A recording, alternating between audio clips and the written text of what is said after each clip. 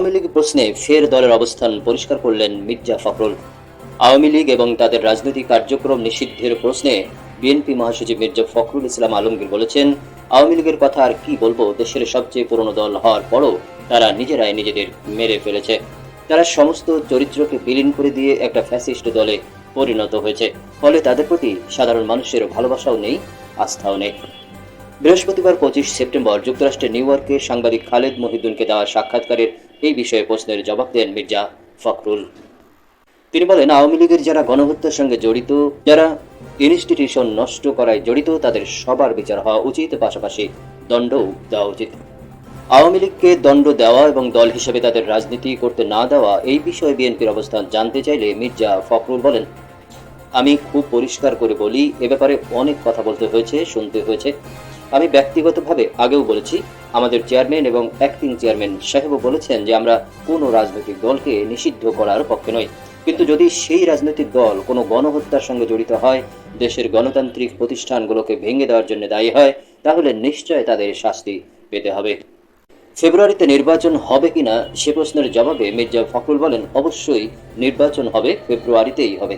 তবে যে অবিশ্বাস মানুষের মাঝে তৈরি হয়েছে, সে অবিশ্বাস দূর করে বিশ্বাস সৃষ্টির জন্য সবাইকে কাজ করতে হবে, সেভাবে এগোতে হবে। ডক্টর ইউনূসও নির্বাচন করতে চান উল্লেখ করে তিনি বলেন, এ ব্যাপারে তিনি খুব দৃঢ় চিত্তে সহযোগিতা করেছেন। বিশেষ করে আমাদের দলের ভারপ্রাপ্ত চেয়ারম্যানের সঙ্গে বৈঠকের পর এটা আপনারা নিশ্চিত হয়ে গেছেন। আমার দৃষ্টি থেকে যতটুকু দেখি, রাজনৈতিক দলগুলো জানে যে নির্বাচন হবে, সেনাবাহিনীর অ্যাডমিনিস্ট্রেশনও জানে যে নির্বাচন হবে। জাতীয় সংসদ নির্বাচন নিয়ে বিপরীত দিকে হাঁটছে এনসিপি জামাত। এ প্রসঙ্গে তিনি বলেন, রাজনৈতিক দল সবসময় একটা বার্গেনিং করতে থাকে, বার্গেন করে সেরাটা আনতে চায়, এটা আমি কোনো অপরাধ মনে করি না। যদি কোনো দল বার্গেনিং এর মাধ্যমে ম্যানিপুলেশন করে যদি কিছু আনতে পারে, এটা সেই দলের যোগ্যতা। রাজনৈতিক দলকে সফরে এনে ডক্টর ইউনূস এক টেবিলে আলোচনা করতে চাইছেন কিনা জানতে চাইলে মির্জা ফখরুল বলেন, নিউ ইয়র্কে আসার পর ডক্টর ইউনূসের সঙ্গে একটা ইভেন্টে দেখা হয়েছে, তার সঙ্গে ব্যক্তিগতভাবে কোনো কথা হয়নি। জামাত ইসলামীর নায়েবে আমির সৈয়দ আবদুল্লাহ মোহাম্মদ তাহেরের সঙ্গে আসার পর আজই কথা হলো। পাশাপাশি রুম হওয়ায় এনসিপির সদস্য সচিব আখতার হোসেনের সঙ্গে আমার দেখা হয়েছে।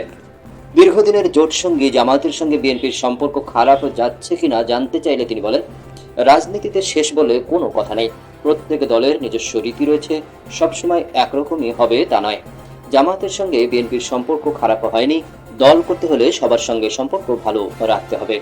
বিএনপির ভারপ্রাপ্ত চেয়ারম্যান তারেক রহমানের দেশে ফেরার বিষয়ে বিএনপি মহাসচিব বলেন, যেই মুহূর্তে সব আইনি সমস্যাগুলো শেষ হবে, যেই মুহূর্তে আমরা মনে করব রাজনৈতিকভাবে সময় তৈরি হয়েছে, তখনই তারেক রহমান দেশে আসবেন।